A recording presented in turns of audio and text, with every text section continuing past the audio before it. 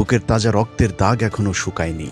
তার আগেই দেশ চলে যায় আরেক রক্তচোষার হাতে। ওরা শহীদের রক্ত বেচে নিজেদের জায়গা পাকাপোক্ত করেছিল। বিপ্লবের দাফন শুরু হয়েছিল জুলাইয়ের শেষ সপ্তাহ থেকেই। পলাতক খুনির ক্ষমতা ছাড়া অবশ্যম্ভাবী হয়ে পড়লে শুরু হয় সুপরিকল্পিত এক ষড়যন্ত্র। ৩রা আগস্ট রাতে চূড়ান্ত করা হয় আসিফ নজরুল হচ্ছেন তত্ত্বাবধায়ক সরকারের প্রধান। পরিস্থিতি সামাল দেয়া না গেলে যুক্ত করা হবে ডক্টর ইউনূসকে। যদিও ভাগাভাগির সেই পরিকল্পনা ইউনূসকে বাদ দিয়ে করা যায়নি। জুলাইয়ের আরও ৮ মাস আগেই ডক্টর মোহাম্মদ ইউনূসের নেতৃত্বে নতুন বাংলাদেশের যাত্রার সিদ্ধান্ত চূড়ান্ত করা হয়েছিল বাংলাদেশ থেকে অনেক দূরের এক শহরে। যে কারণে ডক্টর ইউনূসকে ছাড়া সরকার গঠন করা কখনোই সম্ভব হতো না। আরও পরিষ্কার করে বললে ডক্টর ইউনূস কখনোই সেই সরকারকে বৈধতা পেতে দিত না। মাঝে একটু নাটক চলেছে, ডক্টর ইউনূস আসবেন না, তিনি ক্ষমতা চান না, ঘ্যান আরও অনেক কিছু। এসবই ছিল ইউনূস এবং কয়েকজন ছাত্র নেতার গোপনে পরিচালিত নাটকের অংশ। ডক্টর মোহাম্মদ ইউনূস যে নির্বাচন চাচ্ছিলেন না, তার প্রমাণ হলো তিনি দেশের বাইরে গিয়ে বলেছিলেন বাংলাদেশে একটি মাত্র দল নির্বাচন চায়, আর কেউ নির্বাচন চায় না। আচ্ছা, নির্বাচনের প্রতি যার এত ভালোবাসা, তিনি কি এই কথা বলতে পারেন? ইউনূসের পেছনের দরজা দিয়ে ঘরে ঢোকার এই অভ্যাস অনেক পুরাতন। ২০০৭ সালে নাগরিক শক্তি নামে রাজনৈতিক দলের ঘোষণা দিয়েছিলেন ২ নেত্রীকে মাইনাস করে ক্ষমতায় বসার উদ্দেশ্যে, কিন্তু জনসমর্থন না পাওয়ার খালেদা জিয়া দেশ ছাড়তে রাজি না হওয়ায় সেই যাত্রায় ইউনূসের স্বাদ না মিটিল।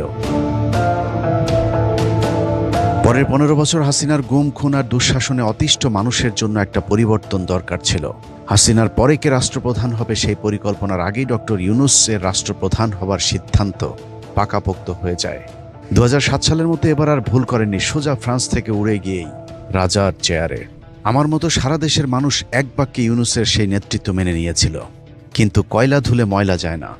ইউনূস তার আত্মকেন্দ্রিক স্বার্থপরতার মানুষের রক্তচোষা মহাজনী ব্যবস্থাপত্র থেকে বেরিয়ে আসতে পারেননি। দুই পাশে দুই মহাশক্তি আমাদের, ভারত আর চীন, তারা দ্রুত গতিতে এগিয়ে যাবে। আমরা যেহেতু মাঝখানে আছি, আমাদেরকে ফেলে যেতে পারবে না, তাদের বাতাসে আমরা উঠতে থাকবো। সেই থেকেই আমার বদ্ধমূল ধারণা বাংলাদেশের ভবিষ্যৎ অতি চমৎকার। শেষ বয়সে চাওয়া পাওয়ার কিছু নাই দাবি করে নিষ্ঠা আর সততার সাথে দেশকে এগিয়ে নিয়ে যাবার যে স্বপ্ন ইউনূস দেশের মানুষকে দেখিয়েছিলেন, তা ছিল শতাব্দীর জঘন্যতম মহাপ্রতারণা। আজকে আবু সাঈদের কথা মনে পড়ছে আমাদের, যে আবু সাঈদের ছবি বাংলাদেশের প্রতিটি মানুষের মনে গেঁথে আছে, এটা কেউ ভুলতে পারবে না। কি অবিশ্বাস্য একটা সাহসী যুবক বন্দুকের সামনে দাঁড়িয়ে আছে, এবং তারপরের থেকে কোনো যুবক, কোনো যুবতী আর হার মানে নাই।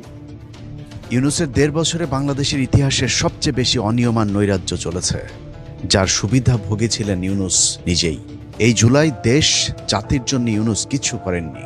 সামনে মুরগি দেখিয়ে মানুষকে ডাল খাইয়ে বিদায় নিয়েছেন ডক্টর মোহাম্মদ ইউনূস। খোলা সমুদ্র কেবল ভৌগোলিক সীমারেখা নয়, এটি বাংলাদেশের জন্য বিশ্ব অর্থনীতির সঙ্গে যুক্ত হওয়ার উন্মুক্ত দরজা। নেপাল, ভুটান ও সেভেন সিস্টার্সকে নিয়ে এই অঞ্চলে অর্থনৈতিক সমৃদ্ধির বিশাল সম্ভাবনা রয়েছে। বাংলাদেশের মানুষকে বোকা বানাতে ডক্টর ইউনূস প্রথম যে কার্ডটি খেলেছিলেন তা হলো ভারত বিরোধী কার্ড। সেভেন সিস্টার নিয়ে যৌন উত্তেজক করা এক বক্তব্য দিয়ে এদেশের মানুষের মন কেড়ে নেন, কিন্তু বাস্তবে যা ঘটেছে তা পলাশীর প্রান্তরে মির্জাফরের প্রতারণার চেয়েও ভয়ঙ্কর। ভারত বিরোধী বক্তব্য দিলেও বাস্তবে ভারতের সাথে আওয়ামী লীগের চেয়েও নতজানু নীতিতে চলেছে বাংলাদেশ। মানুষ যেন ইলিশ মাছটা পায়, এবং দেশের মানুষকে না খাইয়ে বাইরে পাঠানো আমি কোনো মতে অ্যাপ্রুভ করি না। ইউনূসের উপদেষ্টা ক্ষমতায় বসে সাফ জানিয়ে দেন দেশের মানুষকে না খাইয়ে আর ইলিশ রপ্তানি না, কিন্তু বাস্তবে ঘটেছে তার বিপরীত। হাসিনার চেয়ে দ্বিগুণ ইলিশ ভারতে পাঠিয়েছে ইউনূসের সরকার। বাংলাদেশ থেকে ৩,০০০ মেট্রিক টন ইলিশ যাচ্ছে ভারতে। ভারত থেকে গেল বছর আলু, পেঁয়াজ, চিনি, চাল থেকে বিদ্যুৎ সবকিছুরই আমদানি বেড়েছে আগের বছরের চেয়ে। আদানির সাথে অসম চুক্তি পর্যন্ত বাতিল করা হয়নি। যথারীতি বাংলাদেশের ট্রানজিট এবং বন্দর ব্যবহার করেছে ভারত, অথচ নেপালের সাথে আমদানি রপ্তানিতে ভারত আমাদেরকে ট্রানজিট তো দূরের কথা, ট্রান্সশিপমেন্টের সুবিধাও দেয়নি। তারপরেও ইউনূসের পছন্দের পররাষ্ট্র উপদেষ্টা তৌহিদ ভারতের সাথে সম্পর্ক বিনির্মাণে নিজের জামা কাপড় সব খুলে দেওয়ার প্রতিশ্রুতি দিয়েছিলেন। ভারতের সাথে সম্পর্ক বিনির্মাণ করতে হবে এবং কন্টিনিউ করে যেতে হবে। ডক্টর ইউনূস সবচেয়ে বড় তেলেস্মাতি দেখিয়েছেন চীন সফর থেকে ফিরে। ধুমধাম করে সফর শেষে দেশে ফিরেই বলা হয় তিস্তা প্রকল্পের কাজ চীনকে দেওয়া হয়েছে, যার বাজেটও নাকি চূড়ান্ত করা হয়েছে 12,000 কোটি টাকা। ইউনূসের লুটপাটের ভাগিদার রেদওয়ানা সে সময় জানিয়েছিলেন 2026 সালের জানুয়ারিতে নাকি তিস্তা প্রকল্পের কাজ শুরু হবে, অথচ বাস্তবতা হলো তারেক রহমানের চীন সফরের আগে চীনের সাথে তিস্তা প্রকল্প নিয়ে কোনো আলোচনাই করেনি ইউনূস সরকার। অবশেষে আগামী বছরের জানুয়ারিতে শুরু হতে যাচ্ছে কাঙ্ক্ষিত তিস্তা মহাপরিকল্পনা প্রকল্প। এতে গুরুত্ব পাচ্ছে সেচ, ভাঙন রোধ ও বন্যা নিয়ন্ত্রণ। পানি সম্পদ উপদেষ্টা সৈয়দা রিজওয়ানা হাসান জানিয়েছেন, চীনের সহযোগিতায় 12,000 কোটি টাকার প্রকল্পটি বাস্তবায়ন হবে। সকল রাষ্ট্রীয় সরকারি আনুষ্ঠানিকতা শেষ করে 2026 সালের 1 জানুয়ারি থেকে আমরা কাজ শুরু করতে পারি। তিস্তা প্রকল্প দায়িত্ব তো চীনকে দেওয়া হয়নি, এটা ভুল ধারণা। উপরে উপরে ভারত বিরোধিতার গল্প শুনিয়ে চীন সফরে যান ইউনূস। সেখান থেকে ফিরে এসে জানান চীন বাংলাদেশকে যা চায় তাই দিতে নাকি রাজি। 6 মাসের ভেতরে 5টি হাসপাতাল তৈরির চুক্তিও নাকি চূড়ান্ত প্রায়, কিন্তু ইউনূসের সেই কিতাবের গরু গোয়ালে এখনো পর্যন্ত খুঁজে পাওয়া যায়নি। চায়নার সাথে আমাদের একটা হেলথ সার্ভিসের এক ধরনের যোগাযোগটা আরও বৃদ্ধি করে, যত ধরনের কোলাবোরেশন করা যায়। অলরেডি চায়না জানিয়েছে তারা বাংলাদেশে একটা জেনারেল হসপিটাল করে দিবে। বাংলাদেশে ইউরোপের বেশ কয়েকটি দেশের দূতাবাস না থাকায় ভিসা প্রার্থীদের ভারতে যেতে হয়। ইউনূস ক্ষমতায় বসে ঘোষণা দিয়েছিলেন ইউরোপের সব দেশ বাংলাদেশে দূতাবাস খুলবে। এখন থেকে আর ইউরোপের ভিসার জন্য কাউকে ইন্ডিয়া যেতে হবে না। ইউরোপীয় ইউনিয়নের 19 জন রাষ্ট্রদূতের সঙ্গে আমার বৈঠক হয়েছে। এই প্রথমবারের মতো ইউরোপিয়ান ইউনিয়নের প্রায় সকল দেশের রাষ্ট্রদূতগণ একসঙ্গে ঢাকায় এসে সরকারের সঙ্গে বৈঠক করলেন। এই দেশগুলোর বেশিরভাগ দূতাবাস দিল্লিতে। একত্রে ঢাকায় আসলেন শুধু এই বার্তা দেওয়ার জন্য যে ইউরোপীয় ইউনিয়ন বাংলাদেশকে সর্বোচ্চ সমর্থন ও সহযোগিতা দেওয়ার জন্য প্রস্তুত। ইউনূসের রক্ত গরম করা সেই বক্তব্য শুনে ভিসা প্রার্থী বাংলাদেশিরা স্বপ্ন দেখলেও বাস্তবে ইউরোপের কোনো দেশ বাংলাদেশে ভিসা সেন্টার খোলেনি। উল্টো এখন ভিসা প্রার্থীদের ভারতে গেলে আগের চেয়ে বেশি হয়রানির শিকার হতে হচ্ছে। ইউনূসের সেই ধাপ্পাবাজি বুঝে ওঠার আগেই জুলাই বিপ্লবের গতিপথ বদলে যায়। 5 তারিখের পরপর সবার আগে যা হওয়া প্রয়োজন ছিল তা হলো জুলাই বিপ্লবে কতজন শহীদ হয়েছে তার প্রকৃত সংখ্যা নির্ধারণ করা, কিন্তু ইউনূস তা করেনি। এমনকি আহত পঙ্গু যোদ্ধাদেরকে চিকিৎসার দাবিতে বেশ কয়েক দফা রাস্তায় নামতে হয়েছিল।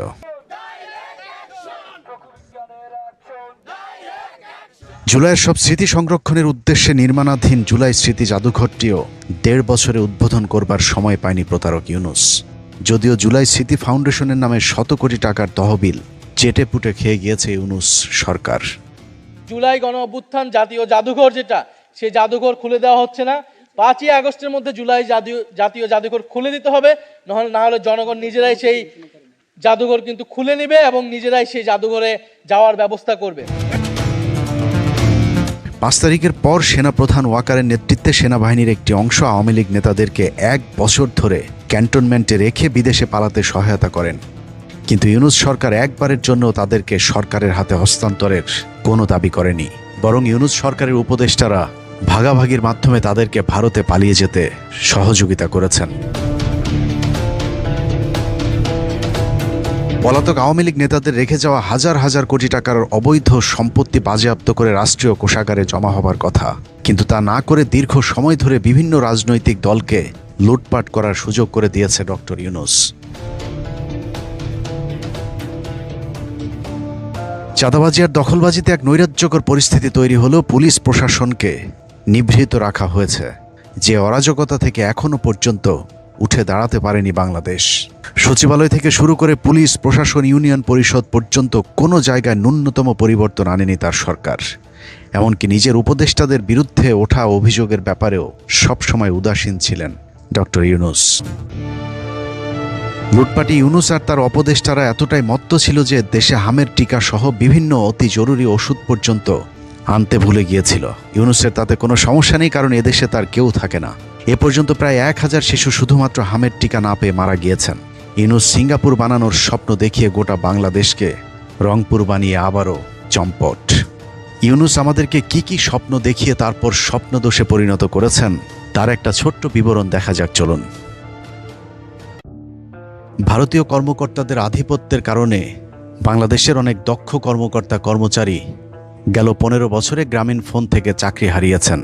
ডক্টর ইউনূস আসার পর সেই গ্রামীণ ফোনের কর্মকর্তা কর্মচারীরা বারবার তাদের চাকরি ফেরত চাইলেও ডক্টর ইউনূস ভারতীয়দেরকেই গ্রামীণ ফোনে বসিয়ে রেখেছেন। নিয়ে আসে ভারত থেকে লোকজন এবং তাদের আন্ডারে যে বাংলাদেশিদেরকে জয়েন করানো হয় তারাও আপ টু দ্য মার্ক না। এদেশের মানুষের পেটে ভাত নাই, ইন্ডিয়ান নিয়ে এসে এদেশে কাজ করা। টপ 3 জন ভারতীয় এই এখানে চাকরি করে। আপনি এই 4000 এমপ্লয়কে আপনি কর্মচ্যুত করলেন, এর তারা রাস্তায় করছে। জাপান গেলাম, শুনলাম তাদের বহু লোক দরকার। আমরা বলি যে আমরা লোক নিয়ে বসে আছি।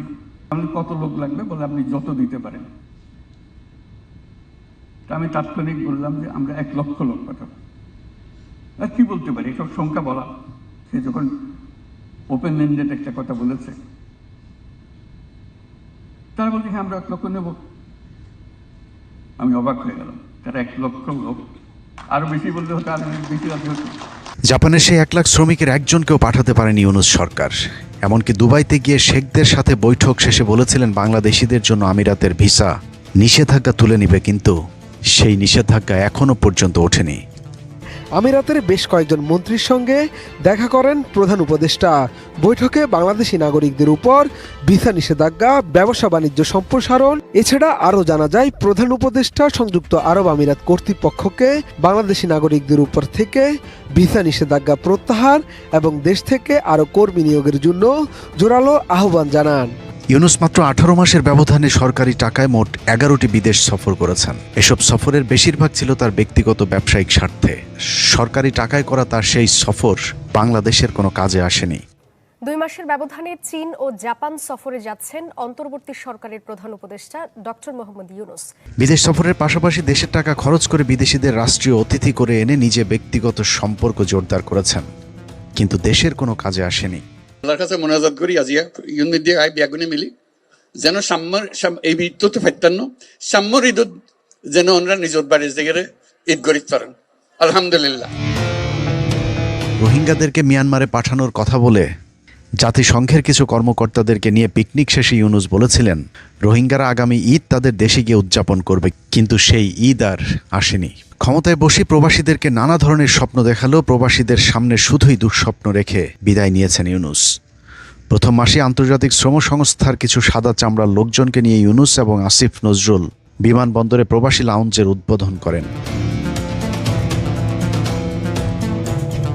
হইচই ফেলে দেয়া সেই প্রবাসী লাউঞ্জে কথা ছিল প্রবাসীদের জন্য সব ধরনের সেবা পাওয়া যাবে, কিন্তু মাসখানেকের মধ্যেই কথিত সেই লাউঞ্জের কার্যক্রম বন্ধ হয়ে যায়। বরং যে কোনো সময়ের চেয়ে সবচেয়ে খারাপ ব্যবস্থাপনা ছিল ইউনূসের আমলে। প্রবাসীদের বাড়িতে গিয়ে পাসপোর্ট করে দেওয়ার সেই স্বপ্ন পূরণ করতে পারেনি ইউনূসের ধাপ্পাবাজির সরকার। পাসপোর্ট হবে আমাদের, ছাপার দরকার নেই, পাসপোর্ট এখান থেকে যাবে, আপনার টেলিফোনে চলে আসবে পাসপোর্ট। এটার জন্য লাইন ধরতে হবে কেন, অফিসে যেতে হবে কেন? আপনার যেটা সরকার থেকে প্রাপ্য সরকার আপনাকে বাড়িতে পৌঁছিয়ে দেবে, এটি হলো নিয়ম। বাংলাদেশকে বিদেশে বিনিয়োগে ভরিয়ে দেওয়ার আশ্বাসে বিডার নতুন প্রেসিডেন্ট আশিককে নিয়োগ দেওয়ার শুরুতে গাল ভরা অনেক গল্প আমাদেরকে শোনানো হয়েছিল, কিন্তু বাস্তবে 2024 সালের চেয়ে 2025 সালে দেশে 20% বিদেশি বিনিয়োগ কমেছে। My first slide is thank you slide. That's not the last slide. We just wanted to thank all of you for kindly coming and joining the summit. So the purpose of the summit is today, sitting in this forum, we would like to say that we are open for business and we're really committed to win business from all of you.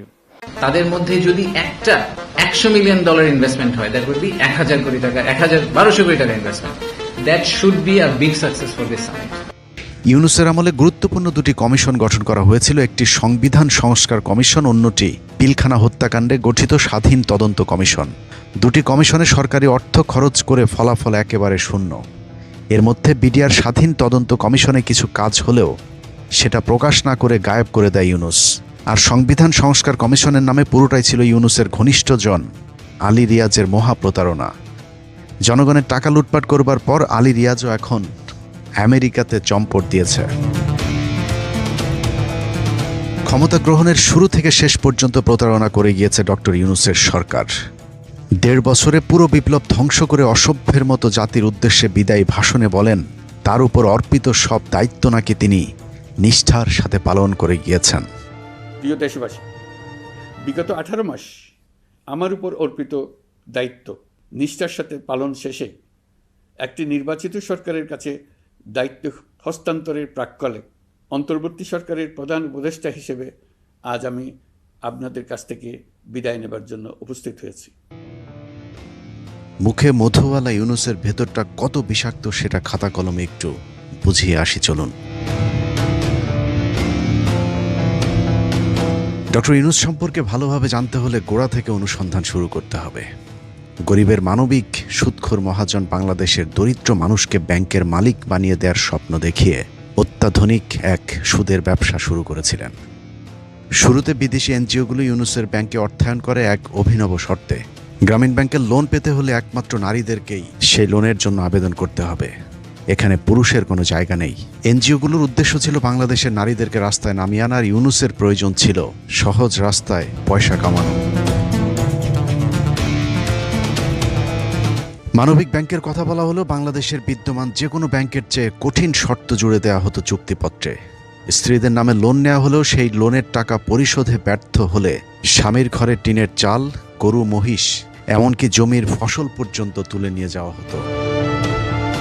মহাজন ইউনূসের ঋণের চাপে পিষ্ট হয়ে সারা দেশে অন্তত 450 মানুষ আত্মহত্যা করে, যাদের সবাই নারীদের নামে এসব ঋণ দেয়া হলেও আত্মহত্যা করা এসব মানুষগুলো সকলেই পুরুষ।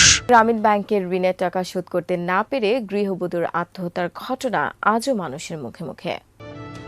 সেই সাথে ব্যাংকের কর্মকর্তা কর্মচারীদের সাথে পরকীয়ায় জড়িয়ে সংসার ভেঙেছে অনেক অসহায় গরিব মানুষের। বিদেশিদের কুপরামর্শে ইউনূসের নিষ্ঠুর এই ব্যাংকের যাত্রা শুরু হয়েছিল 1983 সালে। তবে বিদেশিদের এই কুমতলব যেন প্রকাশ না পায় সে কারণে শুরুতে মাত্র 3 কোটি টাকা নিয়ে ইউনূস তার সুদের ব্যবসা শুরু করে। এর মধ্যে 1,80,00,000 টাকা ছিল সরকারের, বাকি 1,20,00,000 টাকা ছিল ঋণ গ্রহীতাদের। জনদরদি ইউনূসের ব্যক্তিগত কোনো টাকা ছাড়াই শুরু হয় কথিত গরিবের ব্যাংকের যাত্রা। এরপর দৃশ্যপটে আসে দাতা সংস্থাগুলো। তারপর থেকেই শুরু হয় ডক্টর ইউনূসের 2 নম্বরই। যেহেতু সরকারি অধ্যাদেশের মাধ্যমেই গ্রামীণ ব্যাংক নামক প্রতিষ্ঠানটির জন্ম হয়েছে, সে কারণে দাতা সংস্থাগুলোর অনুদানের অর্থ যদি প্রতিষ্ঠানের নামে আসে তাহলে ইউনূসের সব অর্থ আত্মসাৎ করার সুযোগ থাকতো না, কারণ লভ্যাংশ সরকার এবং ঋণ গ্রহীতাদের মাঝে ভাগাভাগি করতে হতো। কিন্তু ইউনূসের মূল টার্গেট ছিল ব্যাংকের লভ্যাংশ এবং দাতাদের ওই টাকা পুরোটা একাই আত্মসাৎ করা। যে কারণে দাতাদের অনুদানের অর্থ দিয়ে প্রথমে সোশ্যাল ভেঞ্চার ক্যাপিটাল ফান্ড গঠন করে প্রতারক ইউনূস। এরপর 1994 সালে গ্রামীণ ফান্ড নামের একটি লিমিটেড কোম্পানি গঠন করা হয় এবং এই কোম্পানিতে আগের ফান্ডের 50 কোটি টাকা হস্তান্তর করা হয়। গ্রামীণ ব্যাংক সরকারি প্রতিষ্ঠান হলেও এর ব্যবস্থাপনা পরিচালক হিসাবে একাই সব সিদ্ধান্ত নিতেন ডক্টর ইউনূস। ইন্টারিম সরকারের মতো গ্রামীণ ফান্ডের পরিচালনা পর্ষদও গঠন করা হয়েছিল ইউনূসের আত্মীয় স্বজন এবং পরকীয়া প্রেমিকাদের নিয়ে। একের পর এক নতুন নতুন ফান্ড গঠন করে অর্থ হস্তান্তরের বিরুদ্ধে নিজের তৈরি পরিচালনা পর্ষদের কেউ কিছু না বললেও বিপত্তি বাধায় বিদেশি দাতা সংস্থাগুলো, যে কারণে পরের 2 বছর আর নতুন কোনো ফান্ড হস্তান্তর করতে পারেনি ইউনূস। 1996 সালের 25শে এপ্রিল দেশে যখন রাজনৈতিক অস্থিরতা চলছিল, সেই ফাঁকে ইউনূস আবারও গ্রামীণ ব্যাংকের বোর্ড সভায় গ্রামীণ ব্যাংকের সদস্য ও কর্মীদের কল্যাণের নামে কোম্পানি আইন 1994 এর আওতায় গ্রামীণ কল্যাণ নামে নতুন আরেকটি শাখা প্রতিষ্ঠানের অনুমোদন করিয়ে নেয়। শুনতে শ্রুতি মধুর হলেও গ্রামীণ কল্যাণ নামে যে প্রতিষ্ঠানটি প্রতিষ্ঠা করা হয়েছিল সেটিও ডক্টর ইউনূসের আরেকটি প্রতারণার ফাঁদ। শুরুতে যেভাবে গ্রামীণ ব্যাংক থেকে গ্রামীণ ফান্ডে 50 কোটি টাকা হস্তান্তর করা হয়েছিল, ঠিক একইভাবে গ্রামীণ ব্যাংকের সোশ্যাল অ্যাডভান্সমেন্ট ফান্ড থেকে গ্রামীণ কল্যাণে অবৈধভাবে 69 কোটি টাকা হস্তান্তর করা হয়। মেমোরেন্ডাম অফ আর্টিকেল অনুযায়ী গ্রামীণ কল্যাণের 9 সদস্যের পরিচালনা পর্ষদের 2 জন সদস্য গ্রামীণ ব্যাংকের মনোনীত প্রতিনিধি। এছাড়া গ্রামীণ কল্যাণের চেয়ারম্যানও হবেন গ্রামীণ ব্যাংকের মনোনীত একজন। ডক্টর ইউনূসও গ্রামীণ ব্যাংকের মনোনীত প্রতিনিধি হিসেবেই গ্রামীণ কল্যাণের চেয়ারম্যান হন। এ যেন এক শেয়ালের মুরগি ভাগাভাগির গল্প। ততদিনে দাতা সংস্থাগুলোর আসল উদ্দেশ্য পূরণ হতে শুরু করেছে। নারীরা এখন ঘর থেকে বেরিয়ে কিস্তি দেয়া নেয়ার নামে মন দেয়া নেয়াও শুরু করেছে, যে কারণে তাদের টাকা কোথা থেকে কোথায় হস্তান্তর হচ্ছে তা নিয়ে তাদের আর তেমন মাথা ব্যথা নেই। যে কারণে ডক্টর ইউনূস গ্রামীণ কল্যাণের একক মালিকানা উপভোগ করতে থাকেন। এই গ্রামীণ কল্যাণের মাধ্যমেই তিনি গড়ে তোলেন একের পর এক মোট 13টি প্রতিষ্ঠান। এদিকে গ্রামীণ ফান্ডের বিপরীতে গঠন করা হয় আরও 15টি প্রতিষ্ঠান, যেসব প্রতিষ্ঠান প্রতিষ্ঠার মূল উদ্দেশ্য ছিল গ্রামীণ ব্যাংকের টাকা হস্তান্তর করে গ্রামীণ ব্যাংকের টাকা নাম সর্বস্ব এসব প্রতিষ্ঠানে হস্তান্তর করা।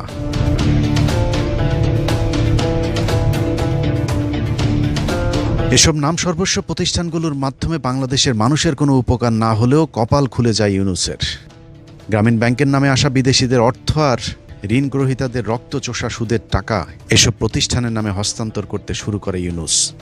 গ্রামীণ ব্যাংক থেকে ফান্ড সরানোর পর ইউনূস মূল প্রতিষ্ঠান গ্রামীণ ব্যাংকে ছুড়ে ফেলেন।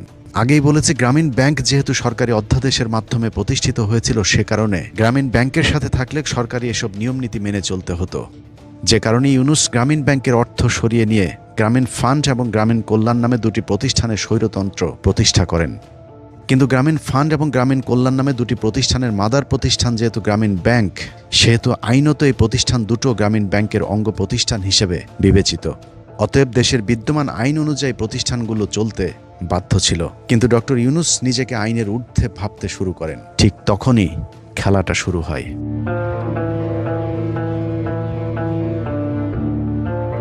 বিদ্যমান আইনে গ্রামীণ ব্যাংকের অঙ্গ প্রতিষ্ঠান হবার কারণে গ্রামীণ ফান্ড এবং গ্রামীণ কল্যাণের পরিচালনা পর্ষদে গ্রামীণ ব্যাংকের প্রতিনিধি থাকা বাধ্যতামূলক। কিন্তু 2021 সাল থেকে এই প্রতিষ্ঠান দুটিতে গ্রামীণ ব্যাংকের প্রতিনিধি থাকতে দেয়নি ইউনূস।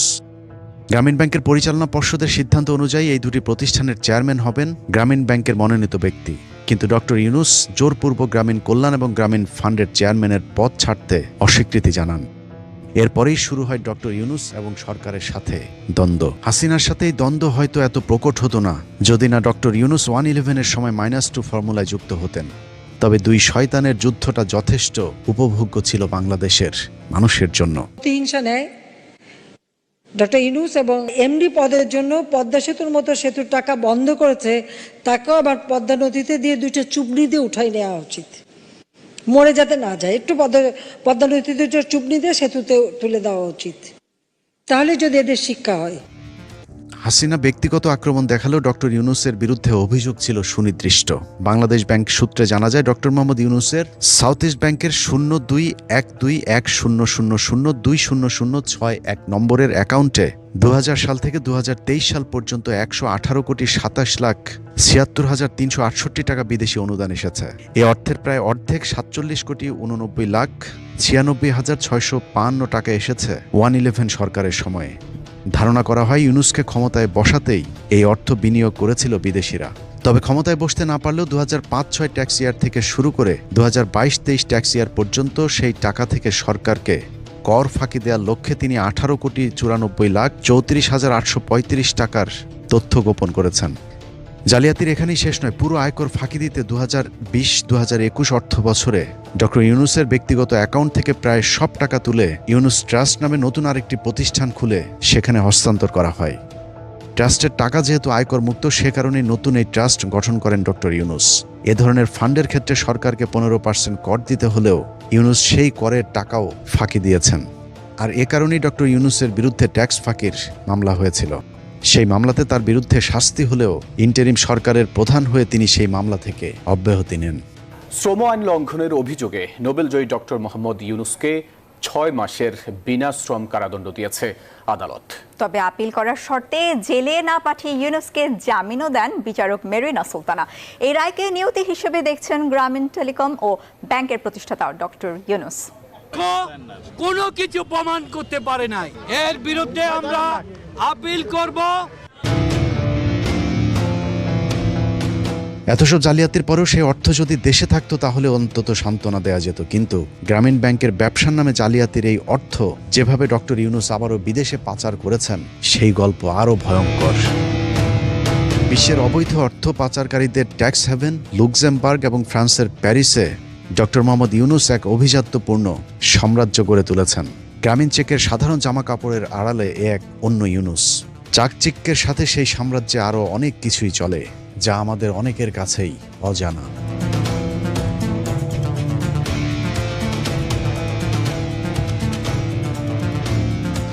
দু সালে কর ফাঁকি দেওয়ার লক্ষ্যে বিতর্কিত লুক্সেমবার্গে নিবন্ধিত হয় গ্রামীণ ক্রেডিট এগ্রিকাল মাইক্রোফাইন্যান্স ফাউন্ডেশন। এই ফাউন্ডেশনের প্রাথমিক মূলধন ছিল 5 কোটি ইউরো, বাংলাদেশি মুদ্রায় যার মূল্য 650 কোটি টাকার কাছাকাছি। বিস্ময়ের ব্যাপার হলো এই বিশাল তহবিলে ডক্টর ইউনূসের প্রতিষ্ঠান গ্রামীণ ট্রাস্টের বিনিয়োগ মাত্র 1000 ইউরো, অথচ এই প্রতিষ্ঠানের প্রধান কর্তা ব্যক্তি ডক্টর ইউনূস। এখন প্রশ্ন হলো, মাত্র 1000 ইউরো বিনিয়োগে কারা তাকে এত বড় প্রতিষ্ঠানের দায়িত্ব দিল, আর বাকি টাকাই বা কোত্থেকে এলো?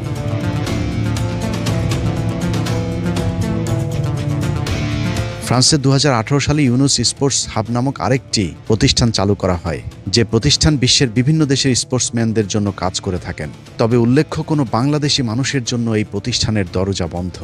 খেলাধুলার নামে মূলত স্পোর্টস কনসাল্টিং ব্যবসা করছে এই প্রতিষ্ঠান। ইউনূস স্পোর্টস হাব কোনো দাতব্য বা অলাভজনক সংস্থা নয়, বরং ফ্রান্সের আইনে এটি একটি এসএস বা বাণিজ্যিক প্রতিষ্ঠান, যার 52% শেয়ারের মালিক দেখানো হয়েছে মিরপুরে অবস্থিত ইউনূস সেন্টারকে। তার মানে ইউনূস সেন্টার সেখানে বিনিয়োগ করেছে, কিন্তু বাংলাদেশের আইন অনুযায়ী দেশ থেকে বিদেশে পুঁজি বিনিয়োগ কঠোরভাবে নিয়ন্ত্রিত এবং একটি বাংলাদেশি অলাভজনক ট্রাস্ট ফ্রান্সের বাণিজ্যিক কোম্পানির মালিকানা হওয়া পুরোপুরি সাংঘর্ষিক। সেই বিতর্ক বাদ দিল, বিশাল অঙ্কের শেয়ার কেনার এই অর্থ কি বৈধ পথে বাংলাদেশ ব্যাংকের অনুমতি সাপেক্ষে ফ্রান্সে পাঠানো হয়েছে, নাকি হুন্ডির মাধ্যমে পাচার করা হয়েছে, তার আজ পর্যন্ত কোনো সদুত্তর দিতে পারেনি ডক্টর ইউনূস। প্যারিসের ড্যানন কমিউনিটিজ নামে আরেকটি প্রতিষ্ঠান রয়েছে ডক্টর ইউনূসের, যার মূলধন প্রায় 1 কোটি 60 লাখ ইউরো, বাংলাদেশি মুদ্রায় প্রায় 200 কোটি টাকা। ডক্টর ইউনূস এই প্রতিষ্ঠানের প্রশাসক বা অ্যাডমিনিস্ট্রেটর, কিন্তু বাংলাদেশে তার বিরুদ্ধে মামলার রায়ের খবর সারা পৃথিবীতে ছড়িয়ে পড়লে 2025 সালের 30 এপ্রিল কৌশলে তিনি এ পদ থেকে পদত্যাগ করেন। আমরা করি নাই, সেই দোষের উপরে শাস্তি পেলাম। তবে আপাতত নিজেকে নতুন ঝামেলা থেকে বাঁচাতে পারলেও এটা নিশ্চিত যে 200 কোটি টাকাও ইউনূসের বাংলাদেশ থেকে পাচার করা। এসব জানার পরেও নিজেকে প্রশ্ন করুন, ইউনূসের বিরুদ্ধে শ্রম আইন লঙ্ঘন, দুর্নীতি এবং অর্থ পাচারের যে মামলা হয়েছে তা কি সঠিক নাকি অযৌক্তিক? গরিব মানুষকে ব্যাংকের মালিক বানিয়ে দেওয়ার স্বপ্ন দেখিয়ে সেই 1983 সালে ইউনূস যাদের কাছ থেকে 1 কোটি 20 লাখ টাকা নিয়ে ব্যবসা শুরু করেছিলেন, তাদের কেউ ব্যাংকের মালিক হতে পারেনি। তবে ইউনূস এখন পৃথিবীর ব্যয়বহুল শহর প্যারিসের অভিজাত পাড়ায় রাজকীয় জীবনযাপন করছেন। এত সব জেনেও স্বৈরাচার হাসিনার পতনের পর ডক্টর ইউনূসকে বেছে নিয়েছিলাম। বিশ্বাস ছিল শেষ বয়সে ইউনূস হয়তো নিজের স্বার্থ না দেখে দেশের কথা চিন্তা করে সারা জীবন মানুষের মনে জায়গা করে নেবেন। কিন্তু নিয়তি এক নিষ্ঠুর খেলা খেলেছে বাংলাদেশের মানুষের ভাগ্য নিয়ে। এদেশে নিরীহ গরিব মানুষের রক্ত পানি করা টাকায় যেভাবে ফ্রান্সে নিজের সাম্রাজ্য গড়েছে, 5 তারিখের পর আবারও মানুষের রক্তের সাথে বেইমানি করেছে ডক্টর ইউনূস। পুরো 1.5 বছরে ইউনূস নিজের আখের গোছানো ছাড়া আর কোথাও কোনো পরিবর্তন আনেনি। আশপাশের লোকজনকে সব ধরনের অপকর্মের সুযোগ করে দিয়ে ইউনূস নিজের আখের গুছিয়ে নিয়েছেন। মাত্র 1.5 বছরের শাসনকালের ইউনূস যত অপকর্ম করেছে, বাংলাদেশে তো বটেই, পৃথিবীর ইতিহাসে কোনো শাসক এত অল্প সময়ে এত ক্ষমতার অপব্যবহার করার নজির নেই। নিজের প্রয়োজনে পুরো রাষ্ট্র কাঠামোকে ইউনূস গ্রামীণ ব্যাংকের মতো ব্যবহার করেছেন, অনুসন্ধানে যার একটা সংক্ষিপ্ত তালিকা সংগ্রহ করা হয়েছে। ক্ষমতায় বসে ইউনূস তার নামে থাকা সব মামলা থেকে নিজেকে উদ্ধার করেছেন। গ্রামীণ ব্যাংকের বিপরীতে খোলা প্রায় 3 ডজন প্রতিষ্ঠানে আর্থিক কেলেঙ্কারির অভিযোগে ইউনূসের বিরুদ্ধে মোট 174টি মামলা হয়েছিল। দুর্নীতি, অর্থ পাচার, শ্রম আইন লঙ্ঘন সহ একাধিক মামলায় অভিযুক্ত থাকা সত্ত্বেও ডক্টর ইউনূস ক্ষমতা নেয়ার পরপর সব মামলা খারিজ করে নিয়েছেন। 15 বছর ধরে নির্যাতিত অনেক মানুষ এখনও কারাগারে থাকলেও ম্যাজিকের মতো ডক্টর ইউনূসের মামলাগুলো সব ভ্যানিশ হয়ে যায়। গ্রামীণ ব্যাংকের পুরো নিয়ন্ত্রণ নিতে সরকারি মালিকানা 25% থেকে কমিয়ে 10% আনা হয়েছে। এতে রাষ্ট্র অর্থাৎ বাংলাদেশের মানুষ গ্রামীণ ব্যাংকের 15% লভ্যাংশ থেকে বঞ্চিত হয়েছে। সমাজ কল্যাণ মন্ত্রণালয়ের অধীনে সামাজিক নিরাপত্তা তহবিলের 700 কোটি টাকার ফান্ড নিয়ম বহির্ভূতভাবে ইউনূসের গ্রামীণ ট্রাস্টে হস্তান্তর করা হয়েছে। বিশাল অঙ্কের এই সরকারি অর্থ ট্রান্সফারে কোনো প্রকার টেন্ডার ছাড়াই কৌশলে এসএসএস পদ্ধতির আশ্রয় নেয় ডক্টর ইউনূস। ইউনূস সরকার প্রধানের চেয়ারে বসার পাশাপাশি নিজের ব্যবসাও সমান তালে চালিয়ে গিয়েছেন। বাংলাদেশের ইতিহাসে এটাই প্রথমবারের মতো সরকার প্রধান রাষ্ট্র পরিচালনা এবং ব্যবসা পরিচালনা একসাথে চালিয়ে গেছেন। সেই সাথে নতুন নতুন ব্যবসা প্রতিষ্ঠানের বন্দোবস্ত করে গিয়েছে, যা বাংলাদেশের আইন অনুযায়ী দণ্ডনীয় অপরাধ। ক্ষমতার অপব্যবহার করে ডক্টর ইউনূস গ্রামীণ টেলিকমের নামে ডিজিটাল ওয়ালেট অনুমোদন করিয়ে নিয়েছেন। এতে করে গ্রামীণ টেলিকম দেশের আর্থিক লেনদেন ব্যবস্থায় একচেটিয়া বাজার নিয়ন্ত্রণের সুযোগ পাবে। বিশ্ববিদ্যালয় প্রতিষ্ঠার শর্তাবলী না মেনে গ্রামীণ ইউনিভার্সিটির অনুমোদন করিয়েছেন ডক্টর ইউনূস। রাষ্ট্রযন্ত্র ব্যবহার করে ব্যক্তি ব্র্যান্ডিংয়ের জন্য প্রতিষ্ঠিত হয়েছে গ্রামীণ ইউনিভার্সিটি, যার মূল উদ্দেশ্য জাতি নয়, ইউনূসের একক ব্যবসা আর প্রচার। একইভাবে জনশক্তি রপ্তানিতে একচ্ছত্র নিয়ন্ত্রণের লক্ষ্যে গ্রামীণ এমপ্লয়মেন্ট সার্ভিসের মাধ্যমে আদম ব্যবসাতেও নাম লিখিয়েছেন ডক্টর ইউনূস।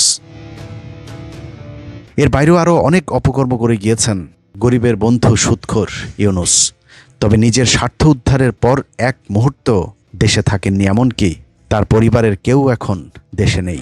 মহাজনী ব্যবসায় অর্জিত অর্থের মতো গেল 1.5 বছরে উপার্জিত অর্থেরও গন্তব্য সেই লুক্সেমবার্গে, যেখানে ইউনূস রাজকীয় বিলাসী জীবনযাপন করে গরিবকে স্বপ্ন দেখায় ব্যাংকের মালিক হবার।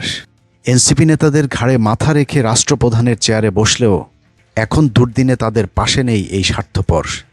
এমনকি ছাত্রনেতাদের আধ্যাত্মিক বাবা আসিফ নজরুলও লুটপাট শেষে গভীর ধ্যানে আছেন। ক্ষমতায় থাকাকালীন জাতিসংঘের অধিবেশনে যোগ দিতে নিউ ইয়র্কে এসে ইউনূস তার উপদেষ্টাদের নিয়ে নিউ ইয়র্কের জেএফকে এয়ারপোর্ট থেকে সেফ এক্সিট নিলেও আক্তার সহ কয়েকজনকে রেখে গিয়েছিলেন আওয়ামী লীগ সন্ত্রাসীদের হামলার মুখে। অথচ তিনি চাইলেই তাদের নিরাপত্তার ব্যবস্থা করতে পারতেন। তার সময়ই ঘটেছিল হাদি হত্যাকাণ্ড। যথারীতি তার বিচারেও তিনি কিছুই করেননি।